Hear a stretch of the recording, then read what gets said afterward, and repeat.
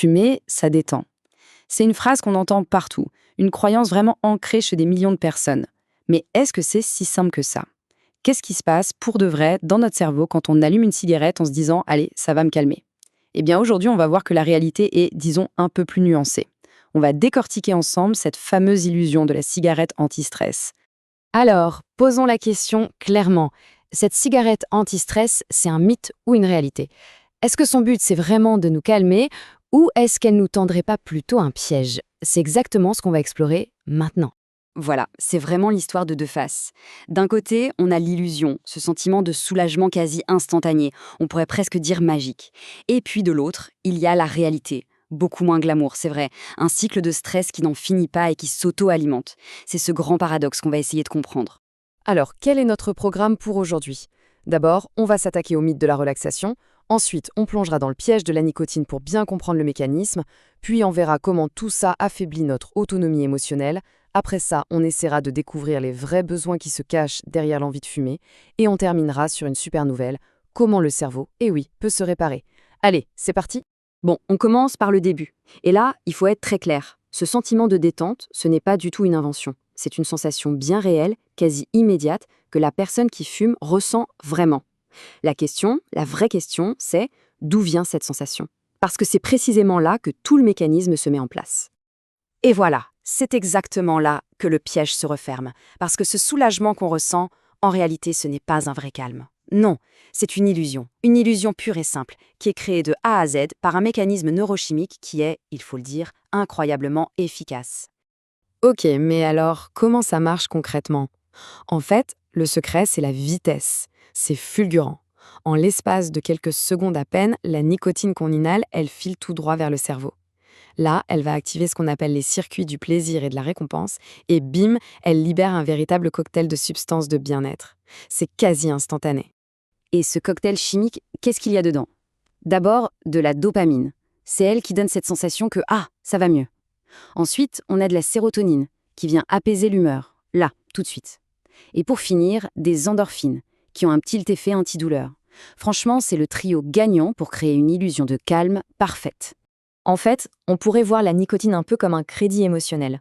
C'est un soulagement qu'on obtient sur le champ, sans le moindre effort. Mais attention, il y a des intérêts à payer. Et comme pour n'importe quel crédit, tôt ou tard, la facture finit toujours par arriver. Et cette fameuse facture, eh bien la voilà, c'est le manque.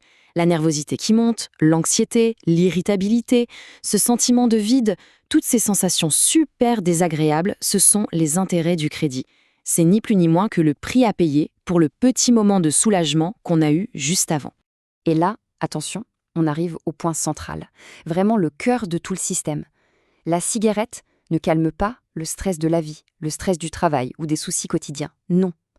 Elle calme le stress que le manque de nicotine a créé.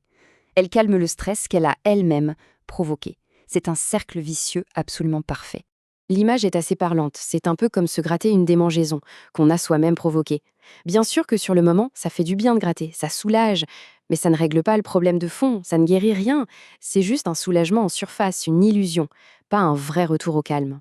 Mais le problème, c'est que les conséquences de ce cycle vont bien au-delà. Sur le long terme, l'enjeu devient encore plus grand. Ce qui est touché petit à petit, c'est notre capacité naturelle à gérer nos propres émotions. En gros, le cerveau apprend à dépendre de quelque chose d'extérieur pour trouver son équilibre, au lieu d'utiliser ses propres ressources. Le terme pour ça, c'est la régulation externalisée. C'est un peu comme si il oubliait comment faire pour se calmer tout seul. Il perd l'habitude d'utiliser ses outils internes et devient complètement dépendant de cet objet, la cigarette, pour se sentir bien. Et à partir de là, un réflexe super puissant se met en place. Qu'on ressent du stress, de la tristesse, de l'ennui ou même de la colère. Peu importe l'émotion, la réponse devient automatique. Allumer une cigarette. Le cerveau ne prend même plus la peine de chercher une autre solution. C'est devenu un automatisme. L'analogie du muscle est parfaite ici. C'est exactement comme un muscle qu'on ne sollicite jamais. Il s'affaiblit. Eh bien là, c'est pareil. À force de toujours prendre ce raccourci de la cigarette, notre capacité à gérer les émotions s'atrophie. Elle ne s'entraîne plus, elle ne se renforce plus quand on fait face aux petits et grands défis de la vie. Au niveau chimique, c'est pas mieux. Le cerveau devient en quelque sorte paresseux. Il se dit pourquoi je me fatiguerais à produire ma propre dopamine et ma sérotonine, donc il en produit moins. Et le comble, c'est que la nicotine stimule en plus le cortisol, qui est l'hormone du stress. Le résultat de tout ça est paradoxal, on se retrouve avec un niveau de base d'anxiété et de fatigue qui est plus élevé qu'avant. Bon, on pourrait se dire, mais si c'est une stratégie aussi mauvaise, pourquoi on continue? C'est une excellente question et la réponse est simple et profondément humaine, parce que derrière cette habitude, il y a de vrais besoins. Des besoins fondamentaux que la cigarette essaye, bien maladroitement, de satisfaire. Quels sont ces besoins? Ça peut être un besoin de calme, bien sûr, mais aussi un besoin de réconfort quand c'est dur. Parfois, c'est un besoin de reprendre le contrôle, ou de créer du lien avec d'autres personnes. Ou tout simplement, le besoin de marquer une pause, de s'arrêter 5 minutes. Le problème, c'est que la cigarette devient la réponse unique et facile à toute une palette de besoins qui sont, eux, très complexes. Et ça, c'est vraiment un point essentiel à comprendre. Il ne s'agit pas d'un manque de volonté ou d'une faiblesse. Non, c'est une stratégie de survie qui a souvent été mise en place il y a des années et qui, avec le temps, est devenue un pur réflexe, un automatisme. Mais, et c'est là qu'arrive la meilleure nouvelle de toute cette histoire, c'est que rien de tout ça n'est permanent, absolument rien. Notre cerveau, c'est une machine tout simplement incroyable et il a une capacité de réparation fantastique.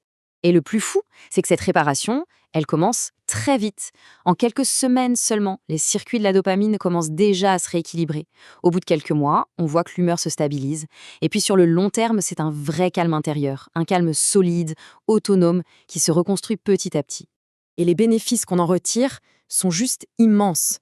On gagne en maturité émotionnelle, en stabilité, on retrouve une forme de clarté d'esprit. Et surtout, on gagne une confiance en soi incroyable. C'est comme si on redécouvrait sa propre force intérieure. Il y a ce témoignage qui résume tout parfaitement. Je me sens plus forte qu'avant. Ça veut tout dire.